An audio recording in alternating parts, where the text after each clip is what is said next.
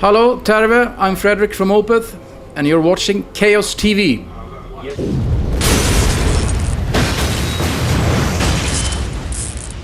Okay, so hello everyone. Chaos TV is today here at Kuustok Festival in Oulu, Finland, and we have here Fredrik from the band Opeth as guest. So first off, hello and welcome to Chaos TV and welcome to Finland once again.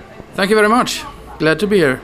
So today you will be performing here at sold out Kuustok Festival. So how much are you actually looking forward to the show tonight? Oh, it's nice. It's a more alternative festival with not just metal that we usually play, so it's kind of cool. It's a more spread out audience, I guess. And we played here before. I can't remember if it was 08 or... Yeah, something like that.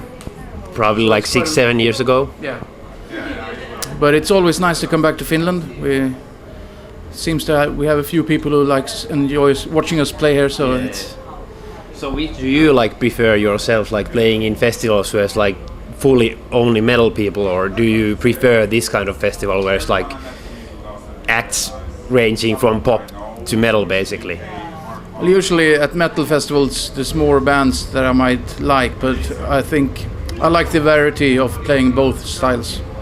You know, I couldn't live with one or the other without one or the other. Yeah. So last time when you guys were in Finland, you supported the almighty Black Sabbath. So how big of an influence has Black Sabbath been to you personally? Very big. From when I got into hard rock metal, one of the first at that time it was with Ronnie Dio, but then of course you backtrack with the Aussie era and all that. And I mean, it's such a huge influence on metal and hard rock music, and also their progressive side. They experimented a lot back in the day, like Sabbath, Bloody Sabbath, and which we are quite into. So I would say for Opeth sound, it's a huge influence, and that was definitely one of the highlights this summer to be able to play with them. And you feel a bit honored, and it's a bit surreal playing with those legends, you know. Have you ever met them yourself, as a person? I met Tony Iommi once. So okay. It was quite some time ago, maybe '96 at the Gibson party. I got to say hi to him. So okay. So are you in general the kind of guy who goes to say hi to his basically guitar idols, or do you try to stay a bit away from those kind of situations? It was some Gibson party and he got his signature model guitar, and I played with a Constellation bunch of guitar nerds at that event, so therefore it was not... He was standing around, so it was kind of hello. Yeah. So it was easy way to reach him, basically. Also running after him, hustling him in the streets. Yeah. So you are. Also, I met Ron James Dio, who was in Sabbath for a while as well.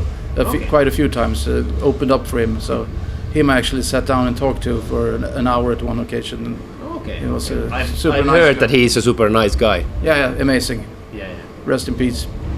So with Opeth you are about to release the next album Sorceress on September through Nuclear Blast. So first off, could you shortly tell us a bit about the signing with Nuclear Blast? How did you end up leaving Roadrunner and signing with them? I think our options ran out with Roadrunner, and Michael and Andy, our manager, went to lots of different meetings, and we had lots of different offers. And with Nuclear Blast, it's a lot of people that we worked with before, like Monty Connor in America, and Mark in the UK, and the Swedish rep Darren as well. So it felt a natural decision, and they seem like a really strong label, and we're excited about it, really. So it feels good. So speaking about the album, could you tell us a bit in general about the whole writing process for the album? What was your own role in it? Well, my role, Mike wrote most of the songs as usual, but we collaborated on one song called Strange Brew. So I was trying to get some ideas in there. I was sitting at my house recording ideas, and we have a rehearsal room where we rehearse, and it's a warehouse room with a studio. Michael was sitting there recording lots of demos, and for me, he asked me down a few occasions to record some guitar solos and just get some feedback, and it was a pretty quick focused writing session, I would say. Okay. But once again, Michael wrote most of it, but we we sat down a couple of times and worked on some stuff. There's one track that didn't finish as well that we worked a bit on. So it's nice to be involved a little bit, you know. Yeah, I guess as a musician, it's important to have your own, like, I don't want, I mean, own role also into the songs, I guess. I think everybody in the band contributes to the final product with their individual playing a lot. Yeah. Like everybody has a lot of freedom when we go into the studio to add on bass lines and drum fills and stuff like that. For Martin Axelrod and Martin Mannes, they have a lot of freedom and to jam out and space out. So Michael makes really good demos, and we're like, oh, it sounds like an album when you listen to it, but then it's nice to hear that the final product takes it to another level. Yeah. So the album is like your 12th to date. So when you see like Opeth's discography as a whole, do you see like each album as a natural, basically progression from the past one? Yeah, I think we would like to. We wish it's like that, you know. That's the kind of the goal, to not repeat ourselves. I know, especially for Michael, that writes the majority of the material. It's always try to raise the barriers and do something different from the one before. It's a bit what Opeth is about, I would say, because a lot of albums are quite. Most of the albums, I think, is very different from one each other. But maybe you can say this latest one relates a bit to the previous Pale Communion and also Heritage. Yeah, I actually listened to the album through a couple of times before this interview, and I also found some similarities maybe with those two past albums. So yeah, I would say this one is a bit more heavy, a bit more like hard rock, progressive hard rock heavy, more direct maybe some songs, some really catchy melodies if you want to put it that way, and it's more bit more intense, I think, a bit more darker and bit more heavier, not going back to like the death metal stuff really, but still it's some songs I think is the most heaviest we done if you compare these three albums. Yeah. Did you had like that kind of plan, or does it just go the way that it basically turns out at the end of the day?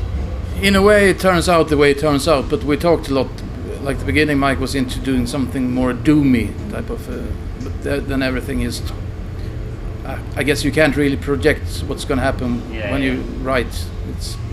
But we talked that we wanted to be a bit more heavier, some of the songs. Yeah, I think it is. And the guitars sound a bit more like heavy and down-tuned on this album than the previous two ones. Idea that on Heritage we would only play single coil pickups, like playing the riff on the neck pickup to get that kind of muddy sound, and this time around we feel like we should play humbuckers and like the Marshall amps. We always use the Marshall amps, but maybe crank up the distortion a little bit. But we still want a dynamic guitar sound. When you hit the strings hard, it's supposed to give gain. So it's dynamic, not full on this, because I think that sounds just makes it sound thinner if you have too much distortion. So how would you actually describe the sound of the upcoming album to your fans who have heard the past albums? Well, I think every song is very different from one and each other on the album, and I think there's a lot of songs, like the first single is going to be Sorceress, as the album is called. I'm really looking forward to play that live, and it's a bit different from us. It's detuned and very like heavy, chugging heavy. And, I think it's one of those albums. I said this before, but I think it is again. It's important with the sequence of the album. You should listen from the top to the end. It's supposed to be like a little journey. So how do you see, like in general, as you said that you want the albums to be listened to like as a complete album? So what do you think about, for example, iTunes nowadays or Spotify, where people just click the songs that they like? Yeah, they don't even listen through the songs. Yeah.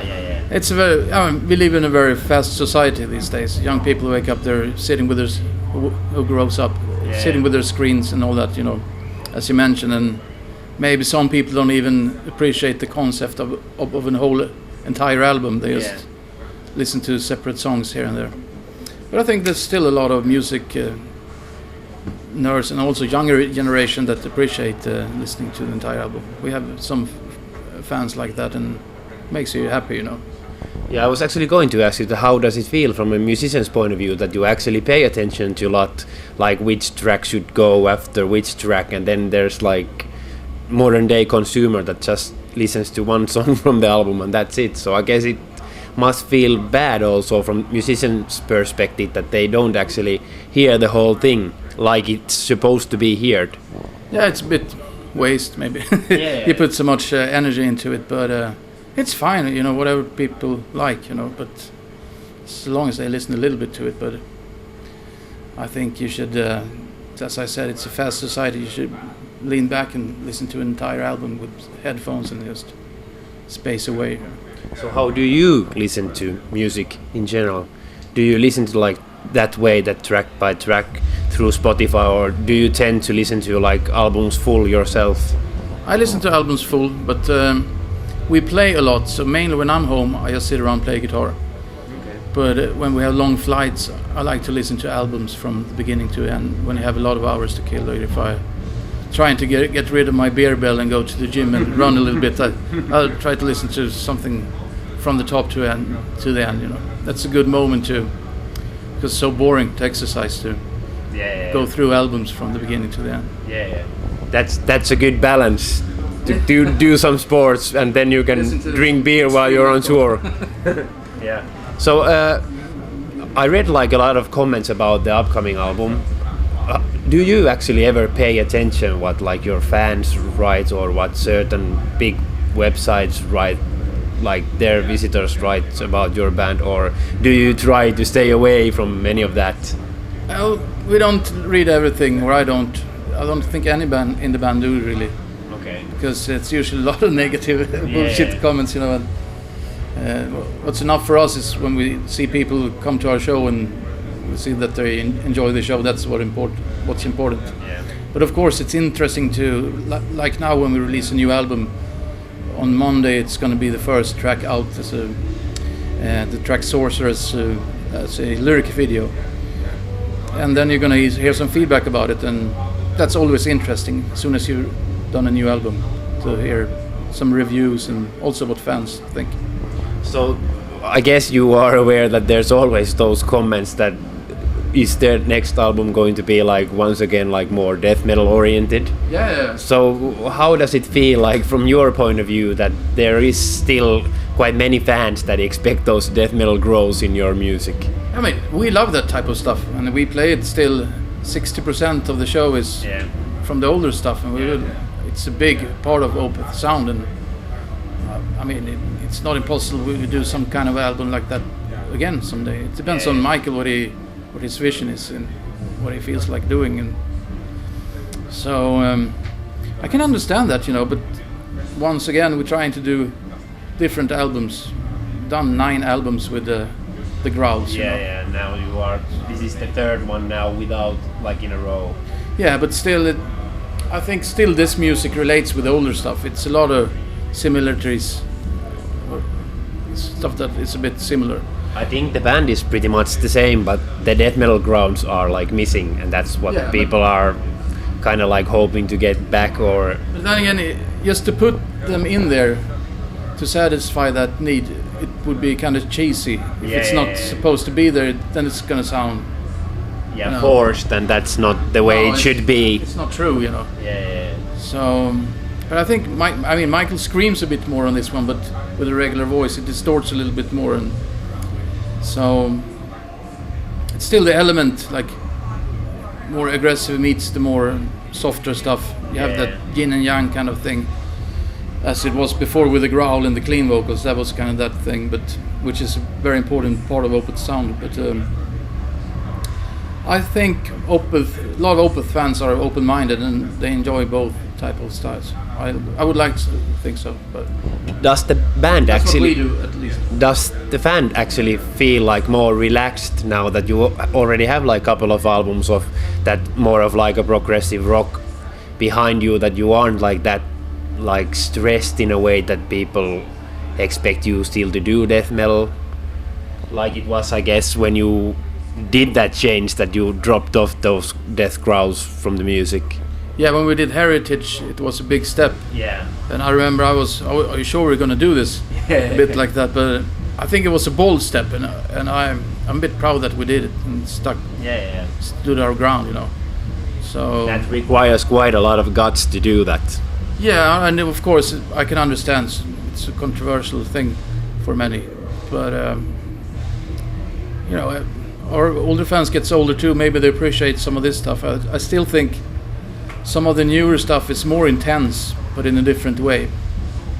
It feels like a progression musically. Yeah, and band, as you said, band needs to evolve. Otherwise, it would be rather stupid to make that like same album over and over again. Yeah, exactly. I mean, and I would like to say again that we don't shy away from that sound. We love to play it live still. You know, you get your dose of that when it comes to us. Yeah. So in the end, a bit like about your future plans. So is there like any planned Finnish club shows coming up for you guys? Yeah, we're gonna play a show in, I believe it's in November in Helsinki. Okay. A headline show. Okay. So it's gonna be, focus on the new album, of course, and a good mix of old and goldies. Yeah. Okay, so thank you, Fredrik. I don't remember the date, but yeah, something around November though. It's a European tour, and Helsinki is of course included. Okay. It's in Konserttihalli maybe or something. No. House of Culture, probably. Yes. Yeah, Kulttuuritalo in Finnish. Kulttuuritalo in Finnish. Yeah. Talo. Yeah. Okay. So thank you, Fredrik, a lot for the interview, and best of luck for tonight's show as well as for the upcoming album. Oh, thank you very much. Anything you want to say as last words to the Finnish fans who are watching this? Absolutely. I would like to thank for all support. We in Opeth thank you greatly for that, and we sincerely hope you're going to enjoy the new album Sorceress, and see you in November hopefully in Helsinki. Thanks.